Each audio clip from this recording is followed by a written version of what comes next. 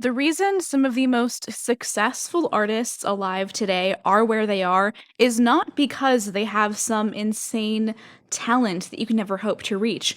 It's not like their innate natural ability that's led them to where they are today. No, it's that they're really hardworking and incredibly persistent.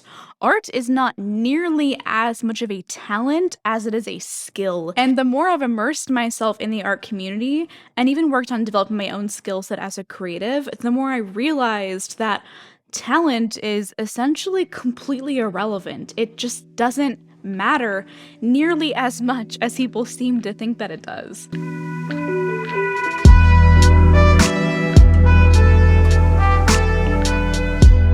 Those insanely talented and successful artists are just really hardworking. They just practice more than you do. They improve themselves relentlessly. They make time for their craft and they show up, both for themselves and their creative practice. And as beginner or intermediate artists, we often look at just the work of the artists that we admire and how amazing it is, how beautiful and inspiring, and like how that seeing that stuff really pushed you to get involved in the first place. And then we look at our own work and it's nowhere near as good. We feel crushed by our own inadequacy. Maybe you put tons of hours into it, but you're not getting to where you want to be. Maybe that realization that I might never be as good as they are sends you into a spiral of depression. Maybe it forces you to reconsider your pursuit of art as a serious hobby or even as a career. The response to this feeling, way too often, is that you want the answers right away. You want short-term improvement. You want to see those results as fast as possible, right? Like you want the tips and tricks, the hacks, the secrets, the stuff nobody else wants you to know. Like you want the answer. But there is no speed running your way to the top. If you want to be a great artist, you have to put in the work. And avoiding the fundamentals, things like color, value, light, anatomy, composition, visual storytelling, rendering, avoiding those things is not doing you any favors. It's not going to allow you to skip ahead of the line to bypass all that work. Instead of skipping ahead, you're going to be holding yourself back. You're going to really resent the fact that you didn't invest that time when you still had the chance, when you were still starting out. By really choosing to invest heavily in developing your fundamental skill set, you are investing in your long-term future as an artist. I know it's tempting to really want to see those short-term results as fast as possible, to be able to make the art that you want to make as fast as you can, but you need to think about your art as a thing that you will be continuing and developing and working at for the rest of your life. And skipping ahead is only going to hurt you. It's only going to hold you back. Instead of essentially trying to find the get-rich-quick scheme of developing your art skills, I'd really push you to think about your long-term skill set and investing in that. And really the answer to this is, of course, to go back to the fundamentals. But that mindset shift from the short-term to the long-term will change your life. Persistent habits are the compound interest of self-improvement. And the way compound interest works is that you don't really notice changes right away. They add up over time. In the long run, there will be a transformational change. It's going to be a huge difference, but you have to put in the work to get there. So if this resonated with you, I have something that I want you to try. I created an art challenge, so a prompt list, that starts today that focuses specifically on the art fundamentals. But before we get into that, what are the fundamentals actually? I am so glad you asked. The fundamentals are the building blocks of your creative practice, of your skill as an artist.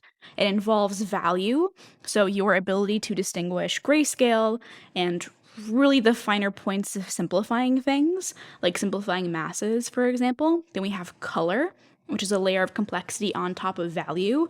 You have perspective, anatomy, composition, rendering, light, visual storytelling. Lots of stuff are involved in the fundamentals. There are so many things, honestly, and it's hard to distinguish all of them, but this prompt list is designed to help you practice everything. It's really designed for deliberate practice. It will require a little bit of studying. Some of the terms might not be familiar to you, and I would encourage you to really dive deep into the more theoretical aspects of like the way that light works, for example, or like atmospheric color shifts as you do these studies. They're not meant to be like finished masterpieces, by the way. Obviously, you can do that if you want to, but it's an educational opportunity, basically. It's like a learning experience. The prompt list is really specially designed to help you focus on the basics.